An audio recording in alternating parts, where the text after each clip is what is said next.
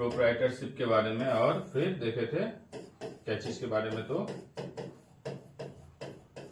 Partnership film के बारे में, है ना। तो इस दोनों में जो है सो एक कॉमन प्रॉब्लम था। कॉमन प्रॉब्लम क्या है कि समस्या है आपको तो लायबिलिटीज का, उसके बाद जो एक्सपेंशन है ना वो एक्सपेंड नहीं कर पा रहा है अपने ऑर्गेनाइजेशन को या अपने सेटअप को। तो दो समस्या है दोनों में, लायबिलिटी और एक्सपेंशन का। एक्सपेंशन इसलिए भी नहीं हो रहा है, इसका भी कुछ वजह है। एक तो सबसे पहला जो इशू है वो ये है कि इसके पास रिसोर्स नहीं है, रिसोर्स नहीं है। उसके बाद फिर जो है सो प्रोफेशनल लोग नहीं है काम करने के लिए। उसके बाद फिर समस्या है कि कैपिटल का भी प्रॉब्लम है। तो इस सब चीज को दूर करने के लिए कंपनी का जो सेटअप है उसका विचार जो है सो आया कि सोल प्रोप्राइटरशिप या फिर आपको पार्टनरशिप फॉर्म से आगे आप कंपनी का सेटअप कर सकते हैं। तो अब समझिए यहां पर हम लोग कंपनी किसको कहेंगे। एक मान लीजिए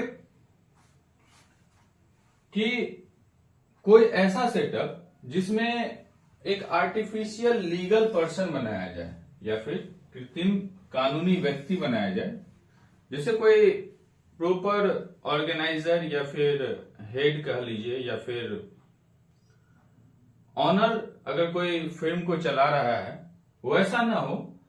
एक आप कानूनी रूप से एक जो है सो नाम सेटअप करें और फिर उस नाम से ही ऑर्गेनाइजेशन जाना जाए और उस नाम से ही उस ऑर्गेनाइजेशन का सारा कुछ हो। ठीक है, हर एक चीज वो आर्टिफिशियल पर्सन लीगल पर्सन के नाम से होना चाहिए। जो हम लोग मेन फीचर्स देख रहे हैं कंपनी के अंदर क्या क्या गुण होना चाहिए उसमें। अब कोई भी आदमी कोई भी ऑर्गेनाइजेशन हम लोग कानूनी रूप से अगर बना रहे हैं तो जाहिर सा बात है कि उसका अलग कानूनी क्या होगा, पहचान भी होगा। पहचान कैसे होगा, तो कंपनी का जो भी आपका जो नाम होगा उसी नाम से उसका पैन कार्ड या फिर जो भी बैंक अकाउंट या कहीं जो जाना जाएगा कंपनी, वो अपने नाम से जाना जाएगा। ये पहला पहचान है। कंपनी कहीं भी अपने नाम से जाना जाएगा, वो किसी और के नाम से नहीं जाना जाएगा। ऐसा नहीं होगा कि ये जो ऑर्गेनाइजेशन है वो इस आदमी का, ऐसा नहीं होगा। वो ऑर्गेनाइजेशन अपने नाम से अपनी एंटिटी से जाना जाएगा। जैसे आप ओला जानते हैं, उबर जानते हैं, अमेजन जानते हैं, फ्लिपकार्ट जानते हैं, आप उसका ऑनर कौन है ये चीज बाद में ठीक है, बहुत ये है। सीईओ जानते हैं, सीएफओ जानते हैं, यू डोंट नो कि एक्चुअल उसका ऑनर कौन है। ठीक है ना। तो कहने का मतलब यह है कि उसका अपना एक सेपरेट लीगल एंटिटी है, अपनी एक कानूनी पहचान है। आप उसको उस नाम से जानते हैं और उसी नाम से वो हर जगह जाना जाता है, न कि इस चीज से जाना जाता है कि इसका जो है सो मतलब कि जो है सो ऑनर है या फिर उसका कंपनी है। इस तरीके से नहीं जाना जाता है। जो भी जाना जाएगा जहां भी, वो अपने पहचान से जाना जाएगा। तो कंपनी क्या है, आर्टिफिशियली एक पर्सन है। ठीक है ना, आर्टिफिशियली क्या है, एक पर्सन है। समझिए आराम से, बहुत बारीक से हम लोग चर्चा कर रहे हैं और डिस्कस कर रहे हैं, आप समझ लीजिए एक तरीके से। और अगर कोई लीगल पर्सन है तो उसका क्या है, एक अपना एंटिटी है, यानी कि पहचान है लीगली। ठीक, उसके बाद और क्या फीचर्स होगा, तो अगर कोई आदमी है उसका लीगल पहचान है तो लिविंग थिंग तो है नहीं कि कहीं भी साइन करेगा। तो साइन तो करेगा नहीं, तो फिर कैसे पता चलेगा कि वो उस चीज का, जैसे मान लीजिए कि ये कोई कंपनी है, ओला ही है, तो ओला का तो साइन कहीं नहीं आता है। हाँ, उसका एक चीज आ सकता है, मुहर। ठीक है ना। तो एक पूरे कंपनी का एक सील होगा, वो कॉमन सील जिस डॉक्यूमेंट पे लगेगा या जहां भी लगेगा वो कॉमन सील ही बताएगा, यानी कि उसका जो मुहर होगा, चाहे उसके प्रोडक्ट पे लगे तो कोई भी चीज खरीदते हैं तो उसको उसका मुहर होता है, जैसे ये पेन ही है तो इस पे इसका नाम लिखा हुआ है। तो वो जो सील है कॉमन सील, वो कॉमन यानी कि सामान्य मुद्रा जो होगी वही उसकी पहचान बताएगी और उसी से वो मतलब अपना आइडेंटिटी शो करेगा, ठीक है ना। कहीं अगर सील लगा हुआ किसी का तो इसका मतलब ये जो डॉक्यूमेंट है वो उस प्रॉपर कंपनी की है। उसके बाद है शाश्वत अस्तित्व, ठीक है ना, परपेचुअल एग्जिस्टेंस। मतलब ऐसा है कि जैसे सपोज कीजिए कि एलएनटी कंपनी है, ठीक है ना, बहुत पहले कभी खुली होगी, उस समय कोई और उसका जो है सो ऑनर रहा होगा। मान लीजिए सपोज कीजिए कि एलएनटी अगर मान लीजिए आज से 100 रफली बता रहा हूं 100 इयर्स ओल्ड जो है ऑर्गेनाइजेशन है, मान लीजिए सपोज रफली कि एलएनटी जो है वो 100 ईयर ओल्ड ऑर्गेनाइजेशन है। तो जो आदमी उस समय खोला होगा वो तो अभी नहीं होगा। 100 साल पहले जो आदमी ऑर्गेनाइजेशन को स्टेबल किया होगा वो आदमी भी जिंदा नहीं होगा, लेकिन फिर भी एलएनटी कंपनी चल रही है। तो चल कैसे रही है, क्योंकि उसका क्या है कि शाश्वत अस्तित्व है। वह आदमी मर गया जिसने एलएनटी बनाया, या फिर वो ग्रुप बोर्ड का जो मेंबर्स है वो सब नहीं रहे, लेकिन ये चूंकि ये खुद अपने आप में एक पर्सन है और कैसा है आर्टिफिशियल पर्सन है, थोड़ी ना मरेगा। तो ये निरंतर क्या है चल रहा है। तो यही कहा है कि शाश्वत जिसका क्या हो अस्तित्व, ठीक है ना, परपेचुअल एग्जिस्टेंस। इसके बाद लिमिटेड लायबिलिटी हो उसके पास। अब समझिए लिमिटेड लायबिलिटी कैसे होगा। जैसे कोई कंपनी होता है ना कभी भी, जैसे मान लीजिए कि 100 रुपीज का कोई ऑर्गेनाइजेशन है, 100 रुपए का मात्र, तो क्या करता है ना कि यही फर्क है, यहाँ पे विशेष फर्क है। समझिए कोई ऑर्गेनाइजेशन क्या कहता है, उसका जो बोर्ड ऑफ मेंबर्स है वो क्या करता है कि 50% जो शेयर है ना हम लोगों को दे देंगे, तो 50% शेयर हम बेच सकते हैं। तो 50% जो शेयर वो बेच सकता है और इधर जो 50% है वो बोर्ड के पास है। ये किसके पास है, तो बोर्ड के पास है, और बाद बाकी 50% जो है वो किसके पास है, पीपुल के पास है, लोगों के पास है, यानी कि पब्लिक में है। तो कोई भी इस शेयर को स्टॉक को खरीद सकता है। तो अगर 100 रुपए की कंपनी है, अगर कोई सपोज कीजिए इसी ऑर्गेनाइजेशन को कोई सोल प्रोप्राइटरशिप टाइप का आदमी जो है सो चलाता, तो क्या होता है कि 100 का 100 रुपया उसका है, ठीक है ना। तो अगर कुछ होता है नफा या फिर नुकसान या फिर किसी भी तरीके का कोई लायबिलिटीज है तो 100 रुपीज का है। लेकिन अभी क्या है कि 50% शेयर जो है सो पब्लिक में है और 50% बोर्ड के पास है। तो 50% ही स्टॉक का वो जिम्मेवार है। मतलब कि अगर मान लीजिए कुछ होता है तो कंपनी के पास लायबिलिटीज बहुत कम है, क्योंकि उसका 50% कहां से पैसा है, मार्केट का पैसा है, खुद का लायबिलिटीज कम है। तो लिमिटेड क्या है, उसका लायबिलिटी है, सीमित दायित्व है। उसके बाद ट्रांसफरेबिलिटी ऑफ शेयर। अब जो आदमी शेयर खरीदा मान लीजिए पब्लिक में कि हम ही खरीदे शेयर, तो हम चाहे तो दूसरे को दे देंगे, दूसरा चाहेगा तीसरे को दे देगा। तो इसी तरीके से कोई खरीदता है तो कोई बेचता है। बहुत बड़ा स्टॉक मार्केट है, अलग उसका कहानी है। मतलब आप ये समझे कि शेयर जो है वो क्या है, हस्तांतरणीय है, ठीक है ना, ट्रांसफरेबल है। ये सपोज कीजिए कि आप हस्तांतरणीय कैसे हैं, आप रेलवे स्टेशन पे गए और आप पहले पहुंच गए और आपका दोस्त रास्ते में है, ठीक है ना, और तो उसने कहा क्या आपको कि भाई तुम काम करो टिकट ले लो। तो उसको मान लीजिए जाना है दिल्ली और आपको जाना है लखनऊ, तो आप क्या करेंगे, एक लखनऊ का टिकट लेंगे और एक दिल्ली का टिकट लेंगे। उसके बाद क्या करेंगे कि जो लखनऊ वाला टिकट है वो अपने पास रखेंगे और दिल्ली वाला टिकट उस बंदे को दे देंगे। तो ऐसा तो नहीं टीटी कहेगा कि नहीं तुम खरीदे थे तो तुम ही को चलाना था, चढ़ना था, ऐसा नहीं कहेगा आपको। लखनऊ वाला टिकट से आप चले जाइए या दिल्ली वाले टिकट से उनको जाना है, मतलब हर आदमी के पास अपना टिकट होना चाहिए। तो यही चीज कहने का मतलब है कि अगर शेयर कोई आदमी 200 खरीदा है, कोई 100 खरीदा है, तो कोई किसी को भी दे सकता है, ठीक है ना। उसका कुछ टर्म्स एंड कंडीशन है, लेकिन शेयर क्या है, ट्रांसफरेबल है। उसके बाद 7th नंबर जो पॉइंट है वो क्या है, separation of ownership from management. अब ये जैसे कोई दो चीज है ना, एक है मैनेजमेंट और एक है ऑनरशिप, ठीक है ना। मैनेजमेंट कहते हैं कि जैसे मान लीजिए कि हमारी कंपनी है आशुतोष की, ठीक, और इसका 2 सेक्शन है। ये कंपनी मान लीजिए कोई भी, और इसका ऑनर हम लोग 5 आदमी हैं, 5 मेंबर इसके ऑनर। तो हम लोग कंपनी एक्चुअली में चला नहीं रहे हैं। आई एम नॉट इन, कोई आदमी ऐसा कुछ नहीं है, कोई मैन्युफैक्चरिंग में है, कोई रिसर्च में है, या किसी भी जगह नहीं है। ये जो लोग हैं जो चला रहे हैं वो अलग है, और जो लोग इसके ऑनर्स हैं वो अलग है। तो ऑनर्स कौन है? जिसके पास उसका शेयर है, यानी स्टॉक है, जिसने पैसा उसमें लगाया है, वो ऑनर है। तो ऑनर और मैनेजमेंट ये 2 अलग चीज होगा हमेशा, किसमें? कंपनी में। इससे पहले सोल प्रोप्राइटरशिप या फिर पार्टनरशिप फर्म में ऐसा नहीं होगा, लेकिन इसमें क्या होगा कि ये मैनेजमेंट का मामला अलग है और इसका मामला अलग है। 8वां नंबर जो पॉइंट है वो है नंबर ऑफ मेंबर्स, सदस्यों की संख्या, ठीक है ना। अब सदस्यों की संख्या जो है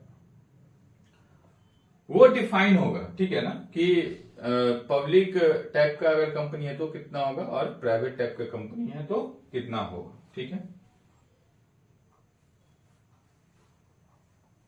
अब समझिए यहाँ पे प्राइवेट यानी कि निजी कंपनी किसको हम लोग कहेंगे। 2 तरीके का यहाँ पे कंपनी के बारे में हम लोग चर्चा करेंगे, एक है प्राइवेट और एक है पब्लिक, ठीक।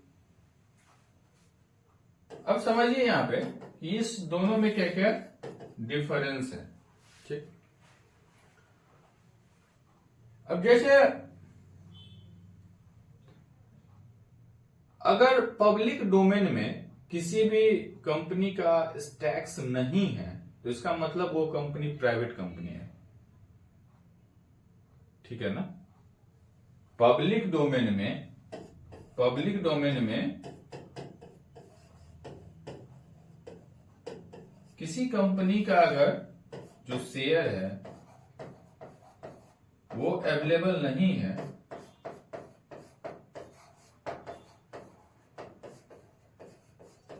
तो इसका मतलब वो जो ऑर्गेनाइजेशन है वो कैसा है, तो प्राइवेट कंपनी है,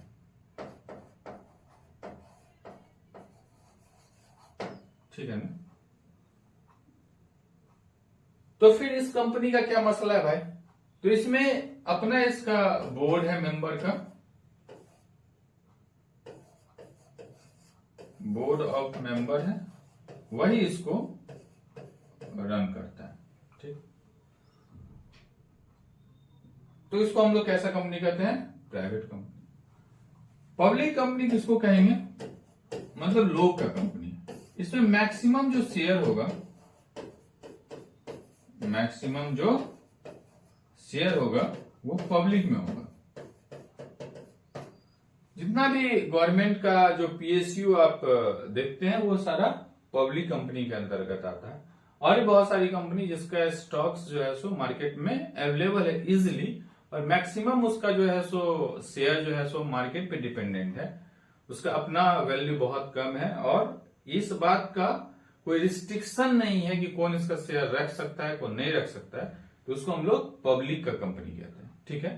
प्राइवेट मतलब पब्लिक डोमेन में उसका स्टॉक नहीं है, जो जिस समय गठन हुआ उस समय जितने लोग मेंबर थे या उस कैसे उसको ट्रांसफर कर सकते हैं उसके नियम कानून के साथ हैं, तो उसको हम लोग कैसा कंपनी कहेंगे? तो प्राइवेट कंपनी कहेंगे। अब ये तो देख लिए हम लोग। अब कुछ कुछ अंतर है, ठीक है ना। एक तरीके से हम लोग लिखे हुए हैं कि किस आधार पर यह अंतर हम लोग पढ़ेंगे। दूसरा है कि निजी कंपनी का क्या क्या मसला है, और फिर पब्लिक कंपनी का क्या क्या मामला है। तो सबसे पहला है नंबर ऑफ मेंबर, सदस्यों की संख्या। तो प्राइवेट अगर कंपनी होगी तो 2 से 50 लोग रह सकते हैं। देखिए सबसे पहले सोल प्रोप्राइटरशिप हम लोग पढ़े, यहाँ पे डिफरेंस समझिएगा। उसमें 1 लोग, पार्टनरशिप फर्म में 2 लोग, और इसमें 2 या 20 लोग तक, 2 से 20 लोग, और इसमें 2 से 50 लोग तक मिलकर के कंपनी चला सकता है। इसमें मिनिमम 7 आदमी होना चाहिए सार्वजनिक कंपनी में, और कोई इसका लिमिट नहीं है, ठीक है ना। अगर मान लीजिए कि सपोज कीजिए कि रिलायंस का 1 शेयर अगर हम खरीद करके रखे हैं, या फिर आपको सुजलॉन का एक शेयर अगर मैं खरीद के रखा हूं तो उस एक शेयर का जो हिस्सेदारी होगा उसके टोटल रेवेन्यू में उसका मालिक कौन हुआ? मैं हुआ। ठीक है ना? तो इसमें जो ऑनरशिप है उसका कोई ये नहीं है। अगर वो एक शेयर 10 रुपए का है, वो आज अगर 1 रुपया बढ़ता है तो मेरा 1 रुपया प्रॉफिट हुआ, और 1 रुपया अगर घटता है तो मेरा 1 रुपया क्या हो गया? लॉस हो गया। तो ये समझिए आप बातों को कि सदस्यों की संख्या के बारे में। उसका डायरेक्टर यानी कि निर्देशक, इसमें 2 लोग डायरेक्टर होंगे और इसमें कम से कम 3 लोग डायरेक्टर हो सकते हैं। ठीक। उसके बाद क्या है? सूचीपत्र या प्रोस्पेक्टस। इसमें क्या कह रहा है कि अगर प्राइवेट कंपनी है तो उसको जरूरी नहीं है कि पब्लिक करना सब कुछ, लेकिन इसमें क्या है ना कि अगर एक आदमी भी उसका एक शेयर भी रखता है तो उसको सारा चीज बताना होता है कि क्या आपका बैलेंस शीट है, क्या प्रॉफिट हुआ, ये सारा कुछ, मतलब क्या बैलेंस शीट है, कितना टोटल नेट वर्थ कितना रहा लास्ट टाइम, अभी क्या है। तो इसमें क्या है कि need to share with registrar, मतलब रजिस्ट्रार के साथ इसमें शेयर करना है आपको डेटा को, और इसमें रजिस्ट्रार के साथ आप शेयर कर भी सकते हैं या फिर नहीं भी कर सकते हैं। ठीक है ना? और not need to share with registrar before allotted the share. ठीक है ना? शेयर आवंटित करने से पहले भी साझा करने की आवश्यकता नहीं है। उसके बाद है डॉक्यूमेंट यानी दस्तावेज। जो ज्ञापन है यानी मेमोरेंडम है और जो आर्टिकल है एसोसिएशन का वो साइन बाय 2 मेंबर। क्या कर रहा है कि कोई भी अगर डॉक्यूमेंट है या कोई भी ऐसा चीज है जो कॉन्फिडेंशियल या भी कोई भी आप लेटर निकाले तो कम से कम बोर्ड का 2 मेंबर उस पर साइन किया हुआ होना चाहिए। और इसमें क्या है कि कोई भी जो दस्तावेज है वो कम से कम 7 लोग जो उसके कोर में है उनका, जिसका एक निश्चित परसेंटेज से ज्यादा का स्टेक है, शेयर है, तो वो साइन करेंगे। ठीक है ना? अलॉटमेंट ऑफ शेयर क्या कहा है कि बिना किसी पूर्व सूचना के भी इसमें पहले आवंटन के भी देना, मतलब जैसे कोई रिक्वेस्ट नहीं किया लेकिन फिर भी आप उसको शेयर दे सकते हैं। इसमें क्या है कि before putting application advance share will not be done. अगर कोई रिक्वेस्ट नहीं किया है तो आप उसको शेयर नहीं दे सकते। ठीक है? मतलब इसका शेयर जैसे मान के चलो कि अगर 5 आदमी में डिस्ट्रीब्यूशन होना है तो बोलते हाँ ठीक है आपको इतना परसेंटेज आपका इतना है इतना है, लेकिन इसमें क्या है कि अगर किसी को शेयर चाहिए तो पहले रिक्वेस्ट करेगा, देन आफ्टर उसको शेयर मिलेगा। जैसे मान लीजिए कि हमको बीएचएल का 100 शेयर खरीदना है तो हम पहले उसको रिक्वेस्ट करेंगे कि इतने रुपया पे 100 शेयर दे दो। जैसे मान लीजिए 100 रुपया दाम चल रहा है और हमको 98 पे खरीदना है तो 98 पे हम रिक्वेस्ट करेंगे 98 पे दे दो या 100 रुपया। हाँ ठीक है, वो सब चीज बहुत ही फ्रैक्शंस ऑफ सेकेंड में होता है, लेकिन फिर भी एक फॉर्मेलिटीज है कि आप रिक्वेस्ट करेंगे फिर वो अप्रूव करेगा तब आपका जो है सो वो स्टॉक में जुड़ेगा, मतलब आपके अकाउंट्स में वो दिखेगा। इसके बाद है ट्रांसफर ऑफ शेयर, शेयर का ट्रांसफर। प्राइवेट अगर कंपनी होगी ना तो शेयर इजिली ट्रांसफरेबल नहीं है, मतलब ट्रांसफर नहीं कर सकता, लेकिन अगर पब्लिक कंपनी है तो उसमें शेयर क्या कर सकते हैं आप? फ्रीली ट्रांसफर कर सकते हैं। बिजनेस का स्टार्ट क्या है कि प्राइवेट टाइप का है तो इनकॉर्पोरेशन मतलब जो रजिस्ट्रेशन है या फिर उससे पहले भी आप शुरू कर सकते हैं, लेकिन ये है कि पहले सारा कुछ कर लीजिएगा तभी आप स्टार्ट करेंगे। ठीक है?